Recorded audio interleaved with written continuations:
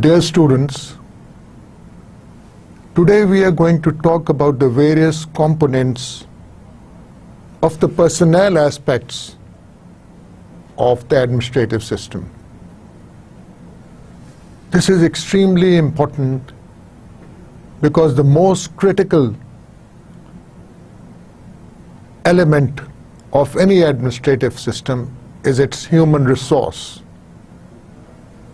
How we recruit the human resource, how we organize the human resource, how we look after our human resource makes a lot of difference to the outcomes of any organization, be it private or public. However, in public organizations, the practices involved might be a little different, in fact, quite a bit different from those in the private sector, and for obvious reasons. Again, we'll start looking at that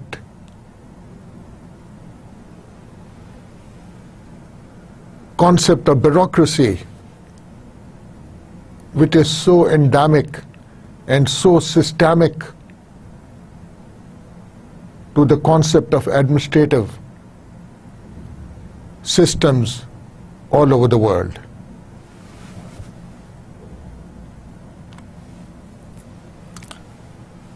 This time we are going to look at the kinds of bureaucracy, because it's over a period of time that bureaucracy developed into what we now call a merit-based bureaucracy, and hence merit-based instruments apply to all aspects of getting people into the bureaucratic organizations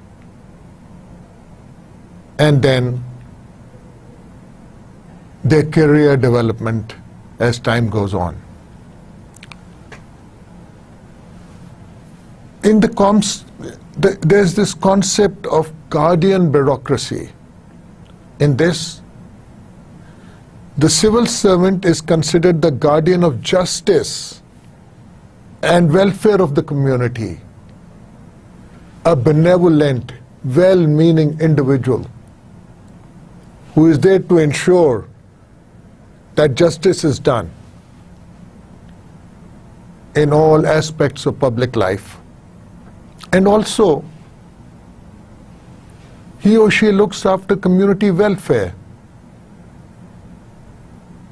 about all aspects of community welfare. And we know that there is a wide range of these aspects, starting from law and order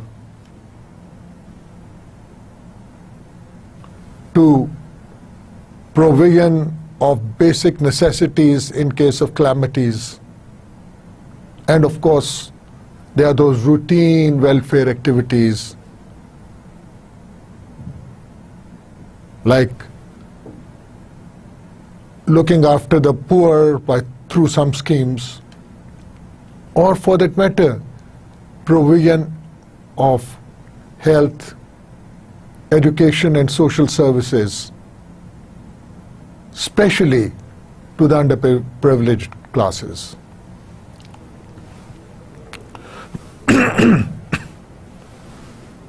Now, historically, we see that the guardian concept of bureaucracy was practiced in Prussia, in Europe and China long ago, as long back as 2nd BC. And even then, members of the bureaucracy were selected on basis of their educational background and were imparted proper training, even in those days. And at that time, the bureaucrat was considered as the guardian of the people.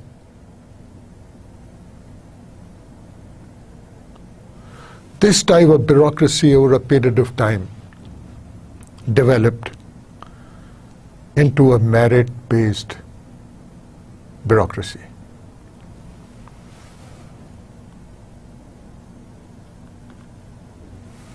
Now, what is the civil service? We'll look at some definitions of the civil service. Are bureaucracy and civil service the same? Well, civil service is the name given to that group of individuals who perform public tasks, who within the administrative system are going to work in different capacities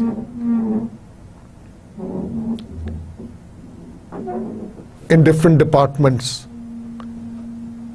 in different organizations connected with the public sector. Whereas bureaucracy is a larger concept. It includes all those civil servants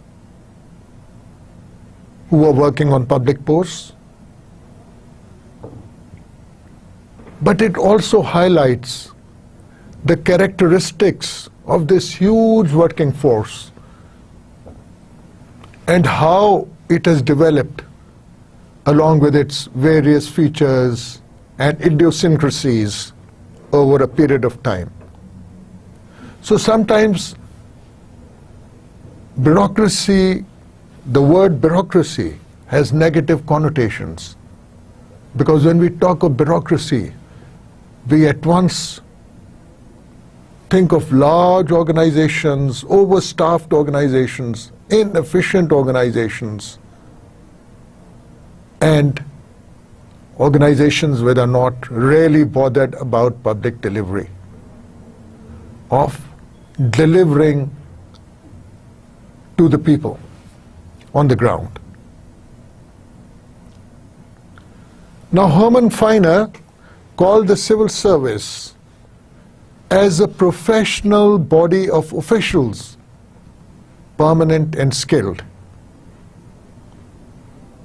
So these people's men and women are supposed to be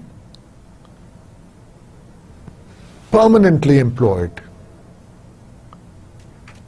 They are there for their lifetime in the civil service, and they better be skilled at their jobs. So you have this huge body, lots of people working in the public sector who are supposed to be highly skilled and professional.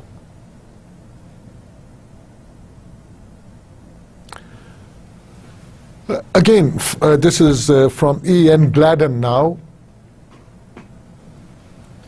another gentleman who wrote a lot about bureaucracy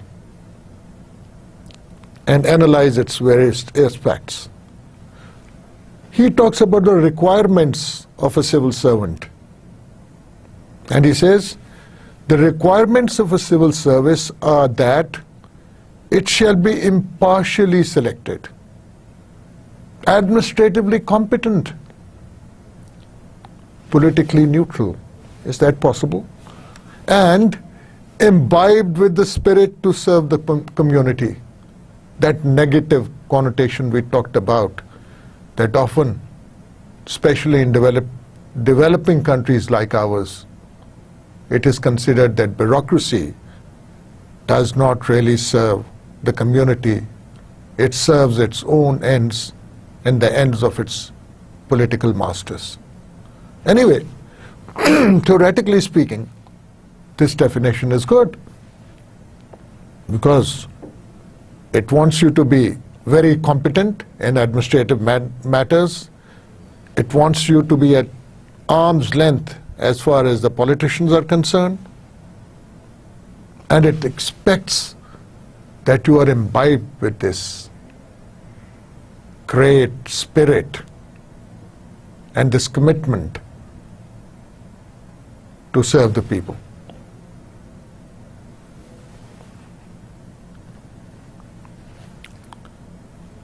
Now, some of the generic features of the bureaucracy. We looked at two definitions and now some more details. When we are generally talking about bureaucracy, we exclude the military and the judicial services. They too are public servants performing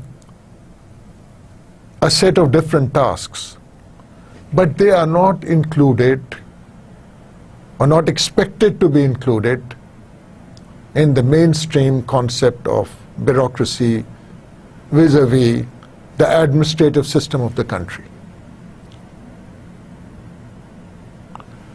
Whom else do we include or exclude?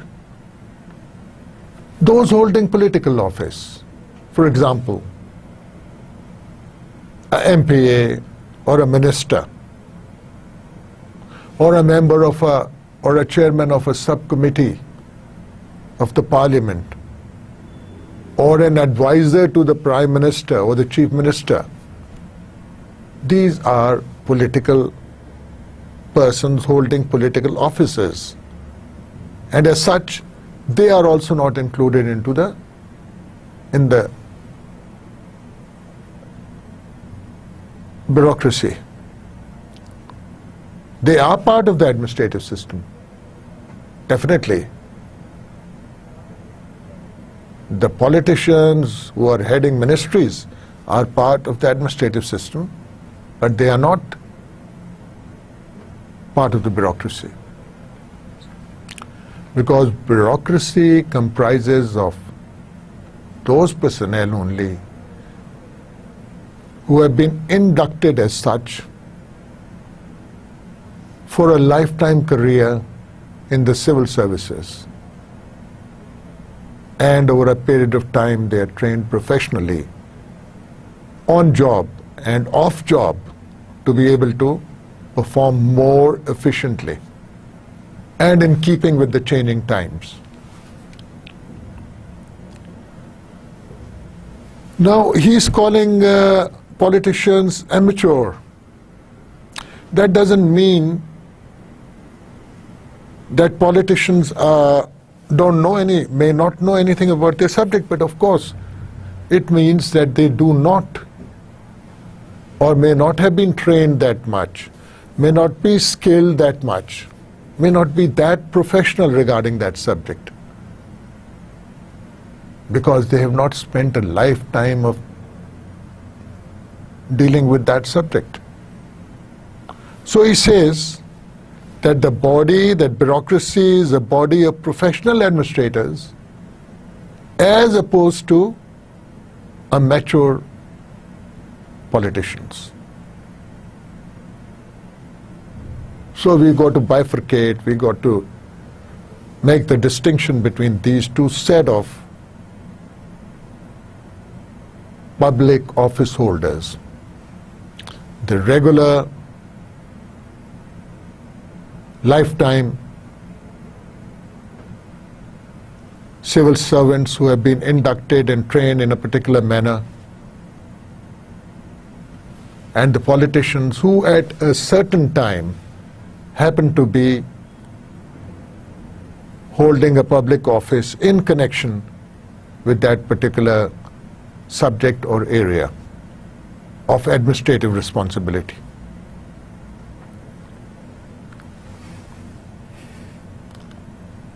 Some more features now, and these are in fact characteristics of the system, of the personnel system, which generally comprises of recruitment, training, further training, and of course pays, benefits, pensions, and all aspects related to any personnel system. So the features of the bureaucracy are that it should be impartially selected. It should be impartially selected. And that is only possible if the appointment is through an open competition. Now, the administrative officers are going to be appointed after they have gone through a scrutiny, through a process of selection, which should include open competition. Later on, we'll look at the ways in which this is done. But politicians, on the other hand, are elected on a party basis. So at any given time, the minister of a particular ministry would be someone belonging to a particular political party and someone who has been elected from a constituency within the country. So two diverse backgrounds, very, very diverse backgrounds, people with diverse backgrounds come together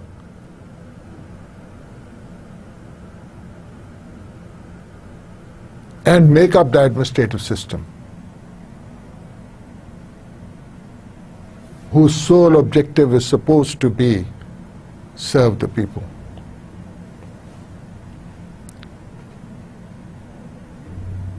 And then it's very obvious that anyone who comes into public service or joins the civil service, they have come there for good.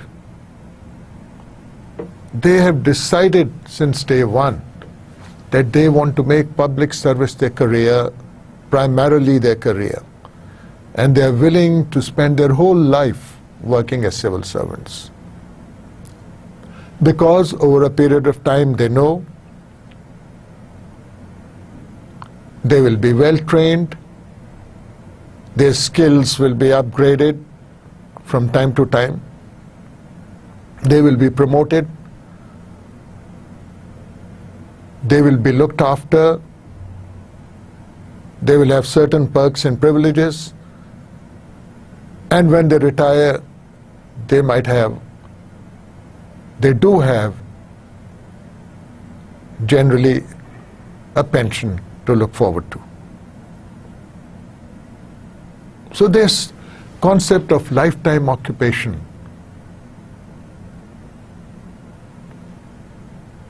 of having come into the bureaucracy, of having become a civil servant, can work both ways. It can make them proud, since they are powerful, proud in the positive sense, taking pride in your work, serving the people. And it can motivate them to do better, to get as much of additional qualifications and skills as they can, to get exposed in a very, very macro manner, to help bring about change with changing times. And they should be doing that because they have committed themselves to public service and taken it up as a lifetime career. On the other hand, it is also possible that they may go into lethargy with this thing at the back of their mind that, well, now that I've made it to the civil service, I'll keep on getting promoted, so why should I bother so much? Let things take their course. And that is what is called status quo. Why should I bother to change things? Why should I go at pains to serve people? Let me relax. So that's another aspect of a lifetime career of the bureaucratic type. और एक और चीज जो है bureaucracy के बारे में, कि आप एक्सपेक्ट करते हैं कि ये अफसरान जो सिविल सर्विस में आए हैं,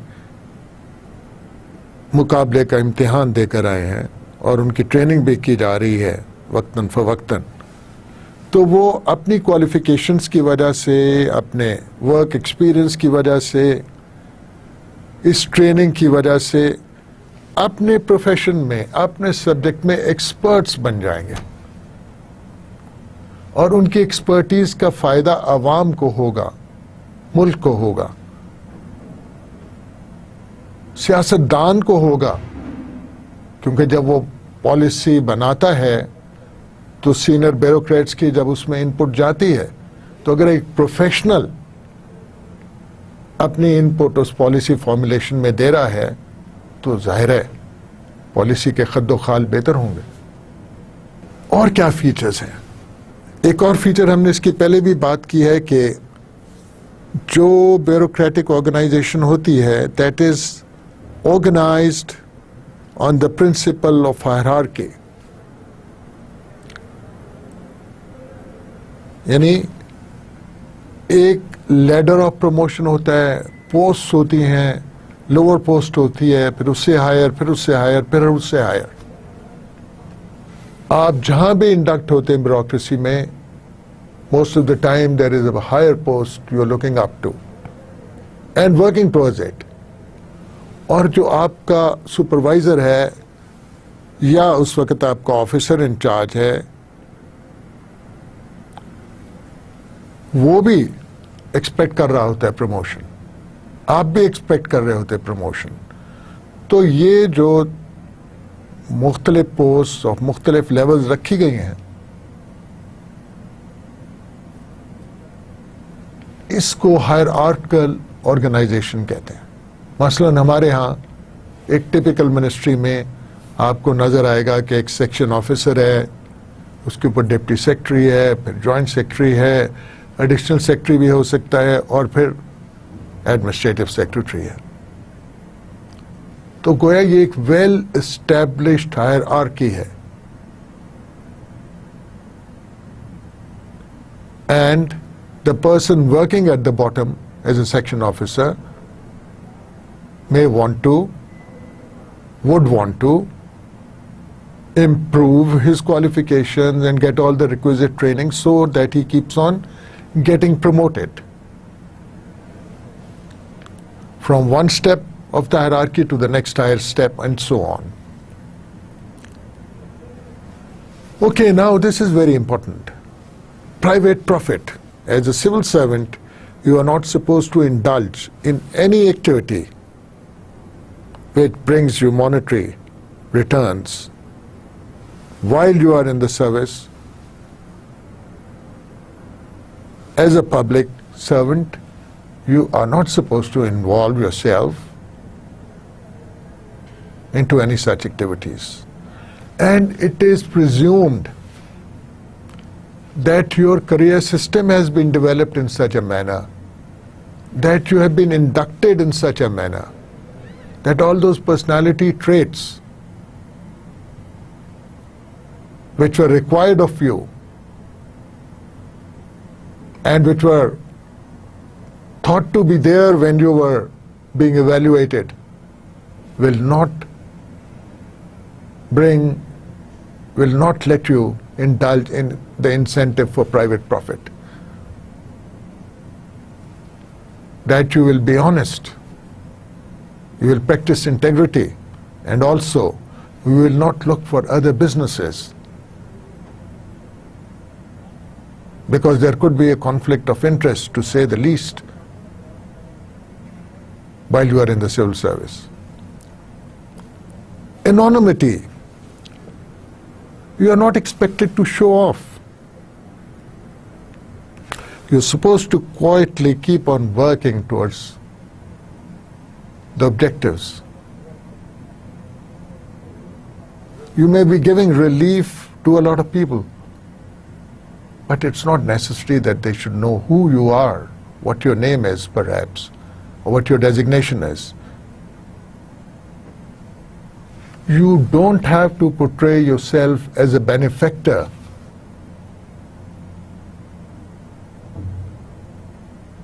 آپ جن لوگوں کو سرو کر رہے ہو ان کو آپ نے بغیر بتائے، بغیر دکھائے اپنے آپ کو، بغیر کسی لالچ کے صحیح کام کرتے جانا ہے. So this is the principle of anonymity. And also, you don't have to mix or indulge in relationships with the people on behalf of whom you might be making decisions, big commerce related decisions, money related decisions, relief of sorts.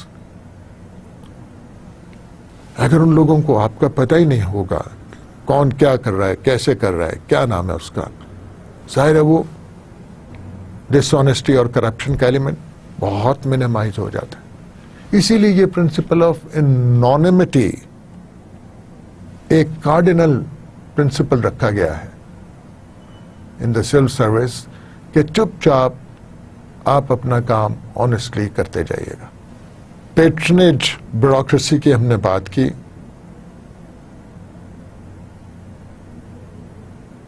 پہلے بھی شاید تھوڑی سی. اب پیٹرنیج bureaucracy جو ہے اس کی کیا خد و خال ہوتے ہیں؟ یہ پرسنل یا پولیٹیکل بیسس پر آپ کو اپوائنٹمنٹس اوارڈ کی جاتی ہیں. Personally, if you are a friend of someone very high up, the ministers or the prime minister, you may be awarded an appointment. Hopefully you are technically qualified for it. Otherwise you will ruin that whole administrative area. So this is a personal favor. In some countries it is also known as crony capitalism, where you are bestowing upon your friends and cronies good appointments or giving them good projects from which they can make a lot of money, and not very transparently, or as a result of political reward. In other words, you belong to a certain party and or you don't belong to the party, but you have been politically involved.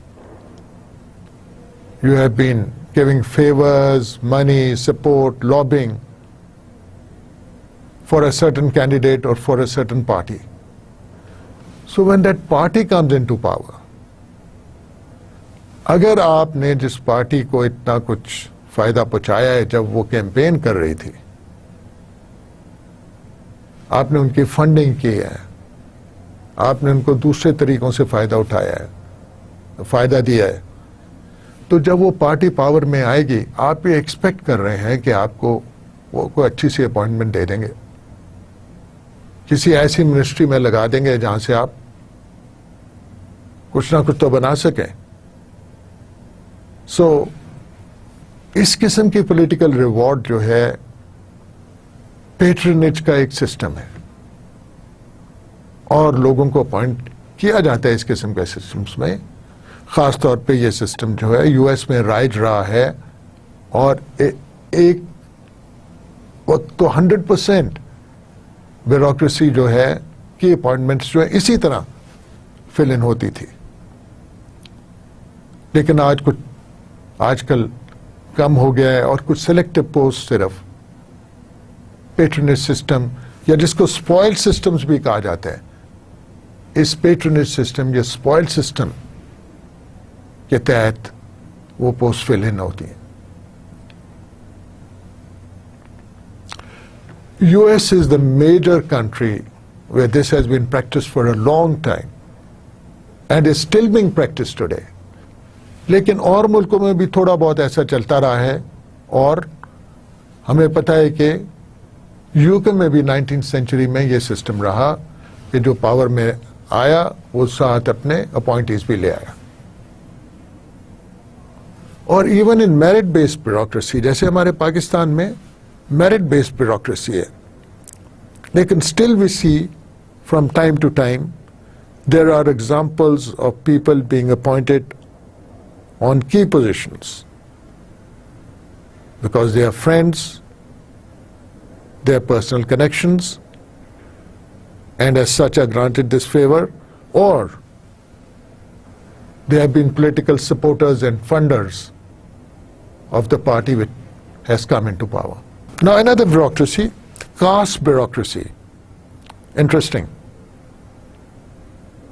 This again goes back to the concept of Karl Marx about there being classes in the society, of certain classes trying to exploit the others. And the bureaucracy trying to develop a gulf between the ruler and the ruled. In India, we had this example long time ago, when the higher castes, the Brahmins and the Kshatriyas, as we know, the Brahmins are the religious people, the religious leaders, and the Kshatriyas are supposed to be very well versed in business. So members of these so-called elite or higher castes were appointed to administrative posts just on the basis of their belonging to these castes in ancient India. Of course, a merit type of bureaucracy prevails there now. A similar example, though not exactly based on the caste system, prevailed till recently in the UK. And how did that work? उसमें ये होता था कि वो लोग जो बड़ी बड़ी फैमिली से बिलोंग करते थे, पैसे वाले होते थे या रॉयल होते थे, या कोई ना कोई उनकी रॉयल लाइनेज में स्टैंडिंग होती थी, उनके बच्चे बच्चियां जो हैं, they would go to the best colleges, the best schools, best universities of the UK, और फिर उनको without much ado civil service में induct कर लिया जाता था. They were bright people, but they belonged to the aristocratic class. वो या कैम्ब्रिज से पढ़ते थे या ऑक्सफोर्ड से पढ़ते थे, लेकिन they would land up into the bureaucracy. So the bureaucracy was dominated by people from these so-called aristocratic or elite classes, and only a small proportion of the bureaucracy came from the middle classes. So these are all examples of what we can call the caste bureaucracies. Bureaucracies or bureaucratic systems dominated by some kind of divisions on a caste basis.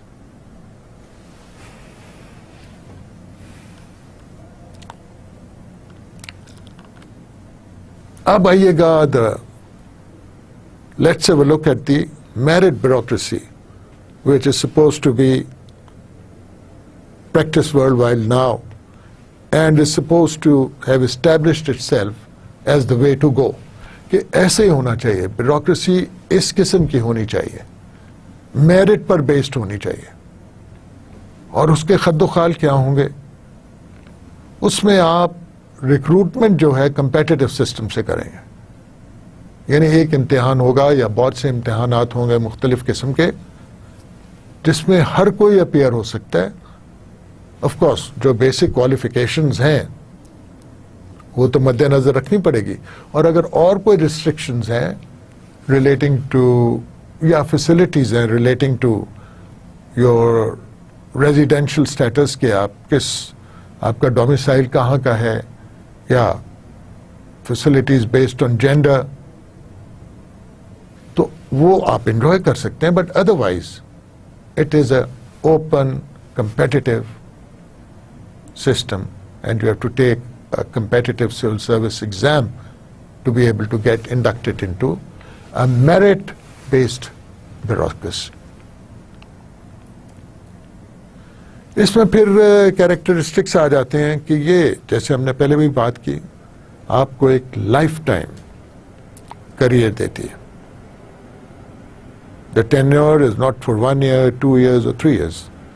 It is for a complete lifetime. اور پھر number of training programs, in service training programs.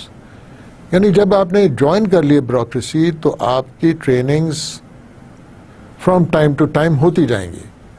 وہ system آپ کو خود train کرائے گا, اور یہ must ہے ہر بیوروکریسی میں, ہر میرٹ بیسڈ بیوروکریسی میں. Extensive system of in-house trainings or trainings abroad or trainings in the country related to your job or to your skills or to your traits or towards the new trends in the world. یہ trainings جو ہیں are an essential component of any merit-based bureaucracy because they are trying to improve your skills all the time, to broaden your viewpoint all the time. پھر ہم نے hierarchical order کی بات کی تھی. اس میں ضروری ہو جاتا ہے کہ آپ کچھ کلاسیفیکیشنز کریں.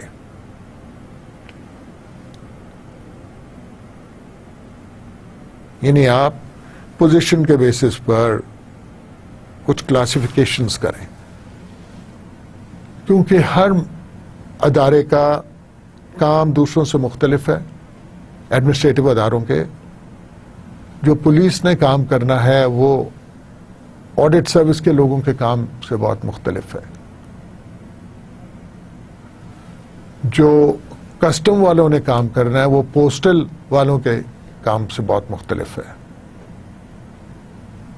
اور مختلف گریڈز ہیں جیسے ہم نے دیکھا پاکستان میں, اور نومنکلیچر ہے. یعنی جیسے ہم نے پہلے بات کی تھی, سیکشن آفیسر ہوتا ہے, ڈپٹی سیکرٹری ہوتا ہے, ایڈیشنل سیکرٹری ہوتا ہے, وغیرہ وغیرہ.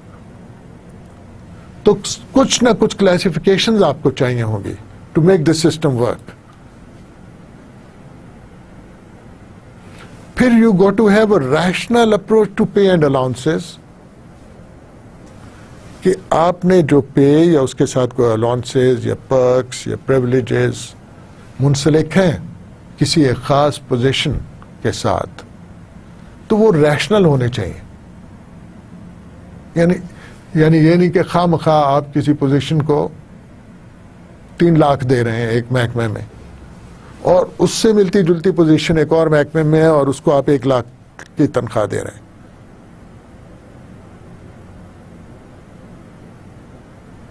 یا آپ ایک محکمے میں کلرک کو جو تنخواہ دے رہے ہیں وہ دوسرے محکمے میں شاید سپروائزر کی اس سے بھی زیادہ ہو تنخواہ. تو یہ نہیں ہو سکتا. You got to have a rational approach in the merit bureaucracy when you are determining the pay and allowances of people. How much are you going to pay, what kind of allowances they are going to get, what kind of other facilities you are going to give them. Is there going to be a medical facility or not? And if there is going to be one, what are the limits? Are you going to give a lot of medical facilities to certain organizations while the employees of other organizations do not enjoy them? تو یہ سب چیزیں دیکھنی پڑتی ہیں. مثلاً ہمارے یہاں corporations میں پبلک سیکٹر کی زیادہ تنخواہیں اور زیادہ فیسلٹیز ہیں. کیا یہ ریشنل اپروچ ہے؟ Is it commensurate with the work they do?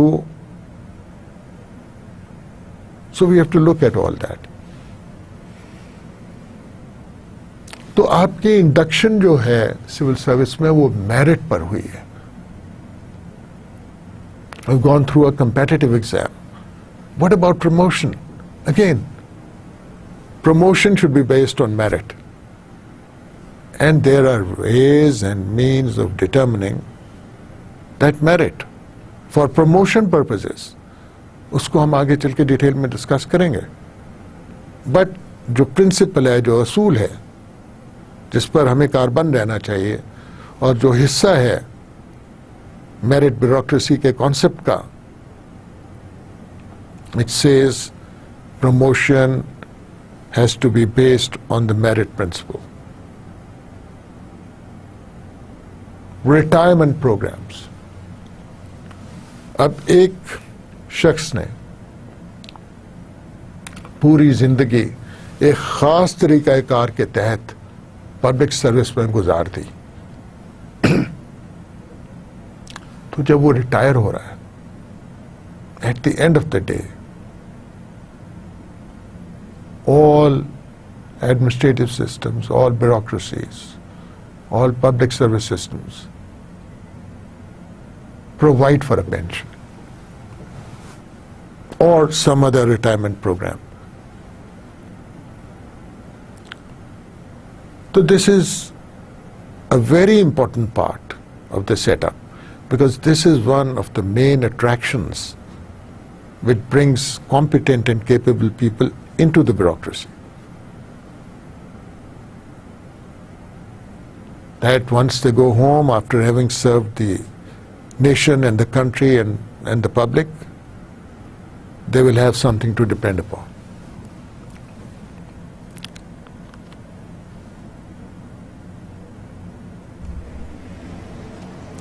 अब इनके कैरेक्टरिस्टिक्स हमने देखे, फीचर्स हमने देखे. What comes out of it? What is the outcome? How should it be the outcome?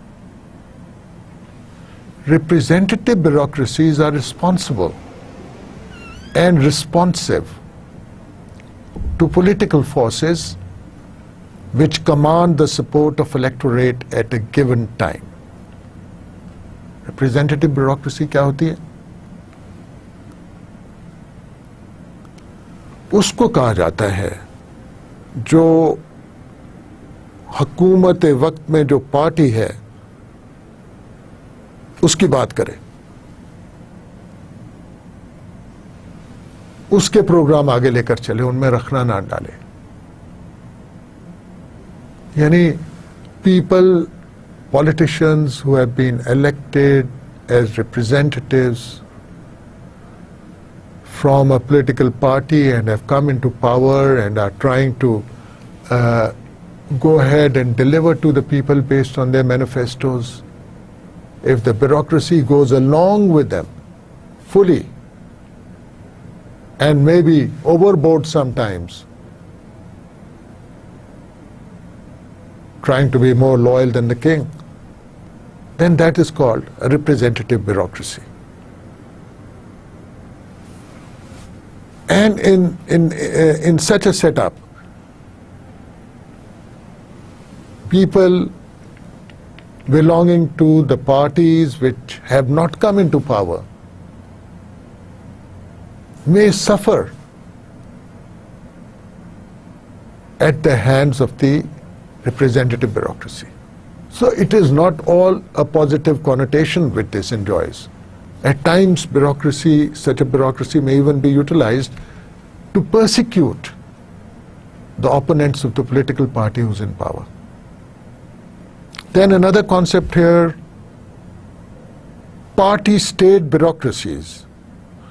These are byproduct of totalitarian regimes or of one-party political system. In such bureaucracy is dominated, such a bureaucracy is dominated and penetrated by the party bureaucracy. जहाँ party बहुत strong हो या one party system हो, जैसे Russia में था, जैसे चीन में है, क्यूबा में. Generally this is coming from a communistic background.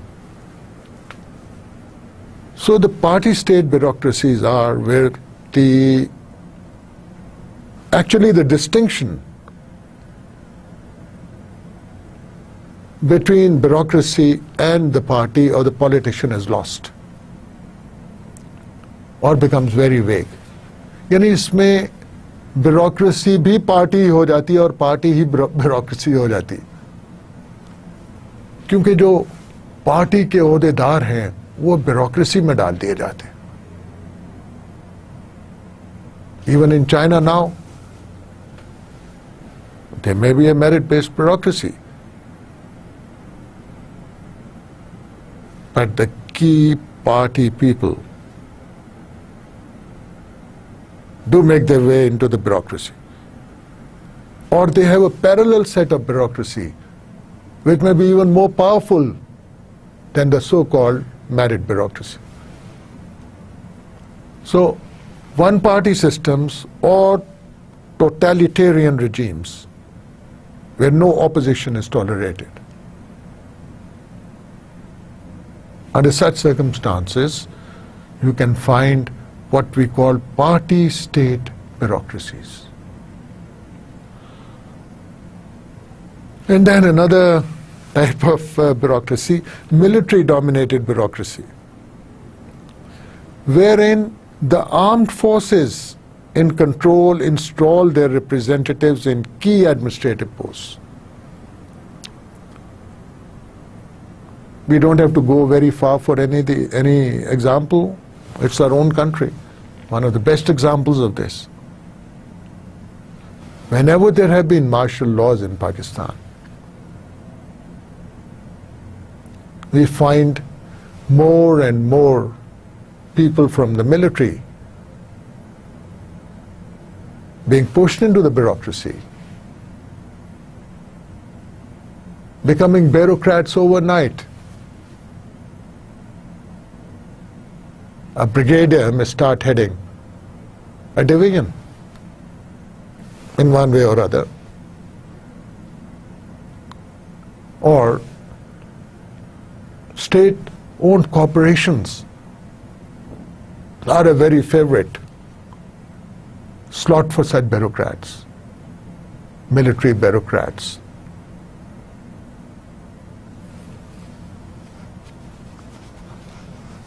The foreign service is another favorite area. And sometimes, in fact, most of the time, they also find their way into ministries at senior posts and also departments, irrespective of the fact that they have not been trained as civil bureaucrats.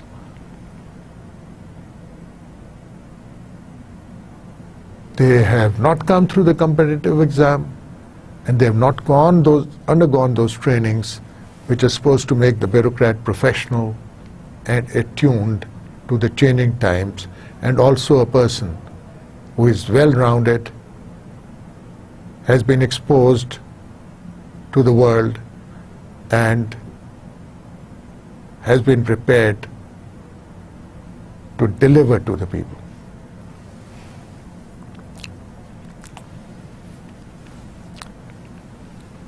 Then there is the ruler-dominated bureaucracy.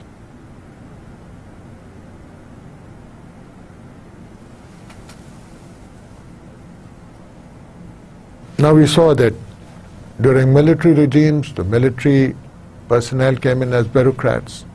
But if you're not if it's not military rule or a martial law, there might be other autocratic regimes. There might be very powerful dictatorial people in charge. And the tendency of these dictators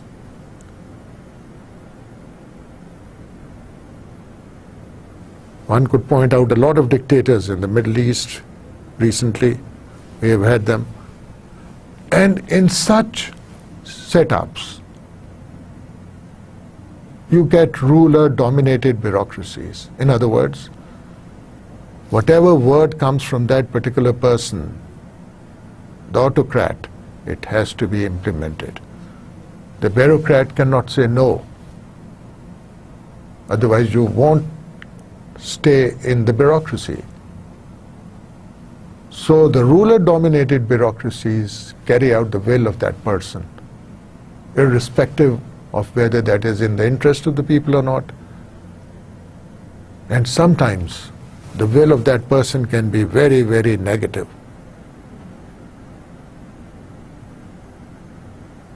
And may contribute towards the loss of life and liberty. Because the bureaucracy becomes the personal instrument of the autocrat, and because the autocrat wants to rule,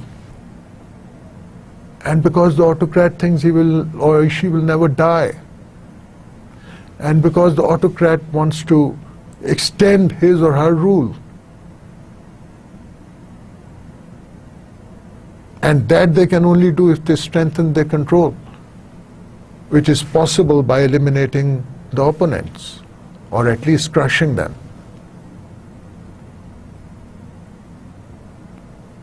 So, in this type of bureaucracy, perhaps the worst type of bureaucracy, the bureaucrat becomes just a tool in the hands of an autocrat and does what is told.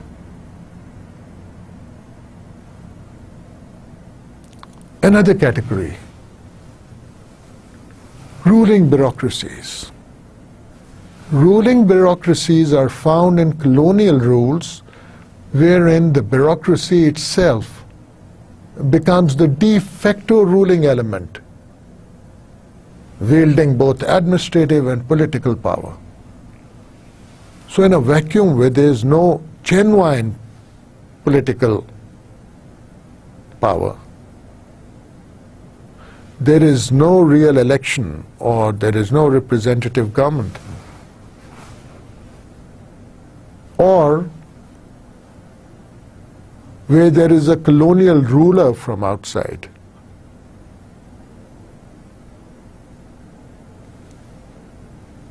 or in a way when there is a transition between two governments, you will find a ruling type of bureaucracy. A bureaucracy who itself becomes a ruler, not just the servant of the public. So it's no longer public service, it's ruling.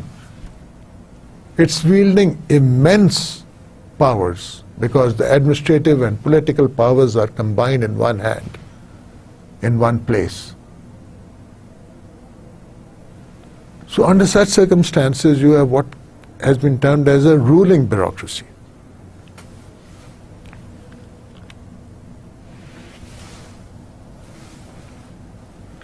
Now we come to an important aspect of bureaucracy, that is the classification systems.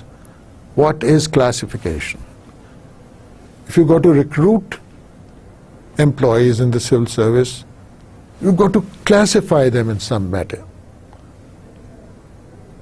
What they do, what is the level at which they are working, what kind of qualifications or duties are expected. So there are many systems of qualifications. In fact, there are two systems of qualifications. But, as it says here, classification and standardization is the basis on which the whole public administrative structure rests. The whole public administrative structure rests. As I pointed out before, that human resource is the critical mass which moves any organization forward.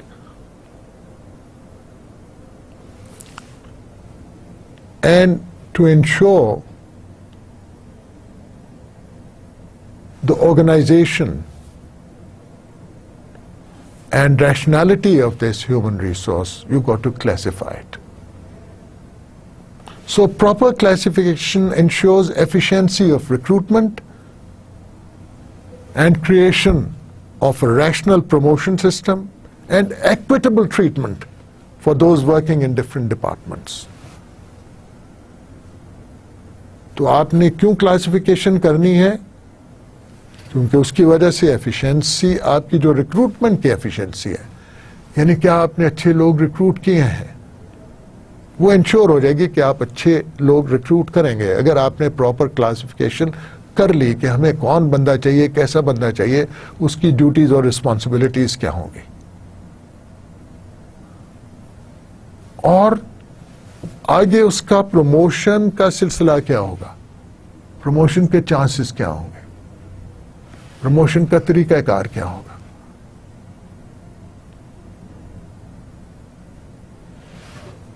اور اگر بہت سے محکمے، اور ہوتے ہیں بہت سے محکمے، ہر حکومت میں آپ چلے جائیں، آپ کو سوشل ویلفیئر کا محکمہ ملے گا، آپ کو ہیلتھ کا محکمہ ملے گا، آپ کو ٹریڈ اینڈ کامرس کا محکمہ ملے گا، آپ کو فائنانس کا محکمہ ملے گا، ہو سکتا ہے آپ کو اکنامک افیئرس کا محکمہ ملے، آپ کو آڈٹ کا محکمہ ملے گا.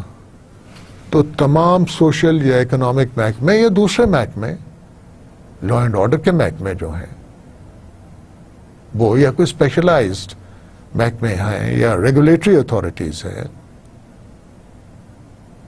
ان تمام، کیونکہ وہ پبلک سروس کے ہی امبریلا میں یہ سب کچھ آتا ہے، پبلک ایڈمنسٹریشن کے ہی گائز میں ہے یہ سب کچھ، تو آپ ان کو زیادہ مختلف طریقے سے نہیں ٹریٹ کر سکتے. There has to be some similar and equitable treatment for all those people who are working in these, ورنہ ہارٹ برننگ ہوگی، ورنہ پروموشنز صحیح طریقے سے نہیں ہوں گی. اور اگر آپ کو پتہ ہی نہیں کہ جس بندے نے آنا ہے اس کی کیا کوالیفیکیشنز ہونی چاہیے، اس نے کام کیا کرنا ہے، تو پھر آپ جو ریکروٹمنٹ کریں گے وہ کس قسم کی ہوگی. So you have to look at these aspects, you have to ensure all these things. اور آپ کا جو کلاسیفیکیشن سسٹم ہے، وہ طریقہ کار اس کا یہ انشور کرتا ہے کہ آپ کا ہیومن ریسورس جو ہے وہ پراپرلی ریکروٹ ہو، پراپرلی ٹریٹ ہو، پراپرلی پروموٹ ہو، اور اس میں ہارٹ برننگ نہ کریٹ ہو. اب جنرلی دنیا میں دو قسم کے کلاسیفیکیشن سسٹم فالو کیے جاتے ہیں. ایک ہے رینک کلاسیفیکیشن اور دوسرا ہے پوزیشن کلاسیفیکیشن. اب پوزیشن کلاسیفیکیشن جو ہے وہ اویلیبل ہے یو ایس اے میں، جاپان میں، کینیڈا میں، فلپینس میں، تائیوان وغیرہ میں. اور دائرہ کار جو رینک کلاسیفیکیشن کا ہے وہ ہمارے سب کانٹیننٹ میں بالکل موجود ہے، انڈیا اور پاکستان میں. اور یہ ظاہر ہے یو کے سے آیا، جہاں سے ہمارا سارا بیوروکریٹک سسٹم آیا. اور صرف یہ نہیں، باقی بھی چیزیں ہم نے یونائٹڈ کنگڈم کے میرٹ بیسڈ بیوروکریٹک سسٹم سے بہت کچھ بورو کیا ہوا ہے اور بہت کچھ سیکھا ہوا ہے.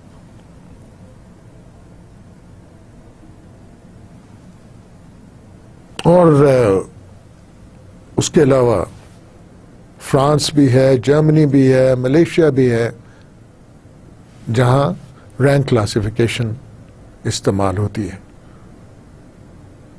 یعنی دو کلاسیفیکیشنز، ایک پوزیشن کلاسیفیکیشن کا سلسلہ ہے اور ایک رینک کلاسیفیکیشن کا سلسلہ ہے.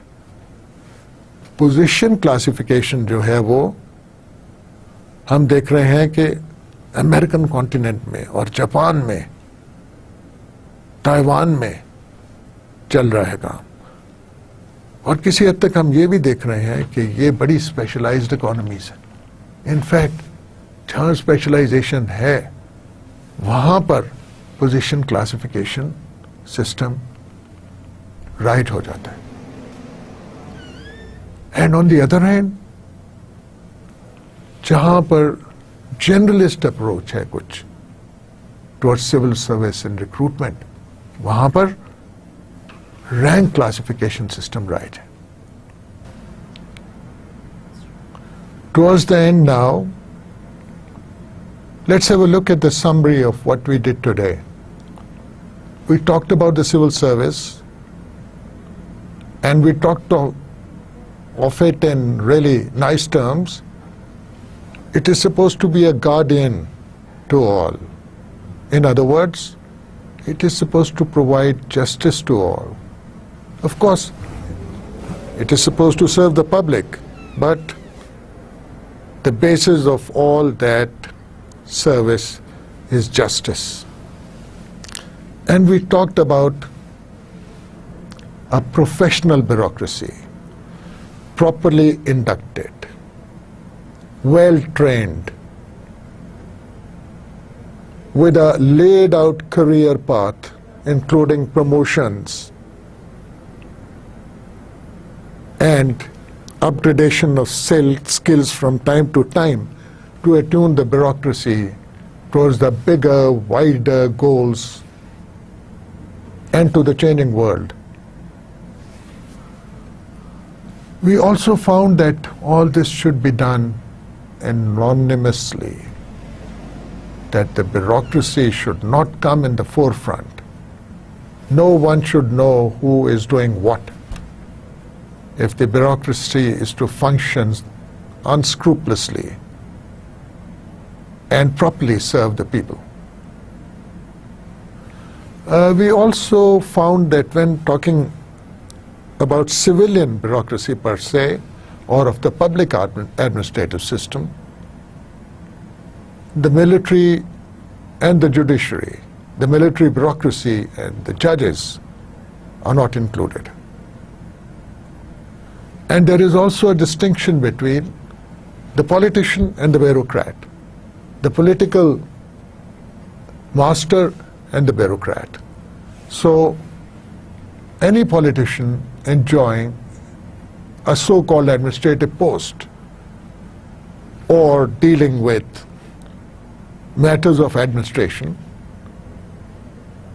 does not become part of the bureaucracy, because bureaucracy and civil service is the name given to that group of people who have committed their whole life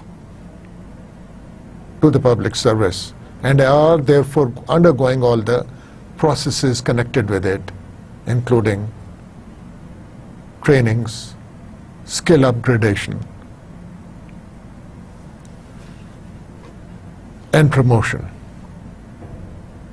Whereas the politician has been elected by its constituents and comes into the administrative system for just a brief period of time maybe.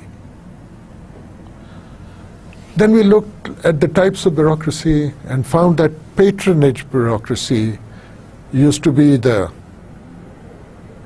usual system in the olden days, when out of political favor or because you were a friend of someone who mattered, you got a key appointment in the administrative system. In fact, some form of spoils system or patronage bureaucracy still exists in the US, where 9,000 professional jobs are doled out to party supporters when a new party comes into power. Caste bureaucracy, again historical, when in India the Brahmins and the Kshatriyas were coming as bureaucrats long time ago. Also, the British has a rather refined form of caste bureaucracy till recently, when squines of aristocratic families got well educated from Oxford and Cambridge and automatically, without much hassle, were able to find their way to the bureaucracy. In case you have an you have an authoritarian regime, you are going to find that the bureaucracy is ruler dominated. This ruler dominated bureaucracy does whatever that one powerful man says. Full stop. In order to exist, this bureaucracy will carry out whatever good or bad is told to it by the man in charge, man or woman in charge.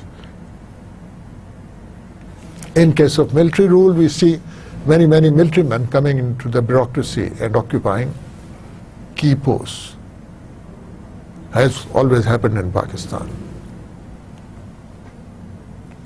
And ruling bureaucracy is one which assumes both political and administrative powers for a period of time. This happens in colonial systems, where a colonial master from outside has come and doesn't really know what to do. Or when there is a transition in the country from one government to another. And then we moved on to the various elements of the bureaucratic system, and we looked at classification. How we are going to classify bureaucrats, how we are going to give them status, what post they are going to hold, and that is on the basis of their duties and responsibilities. And since the whole civil service is organized in a hierarchical manner, we have to provide a system whereby one knows where one stands and where one might stand after some time. Thank you very much.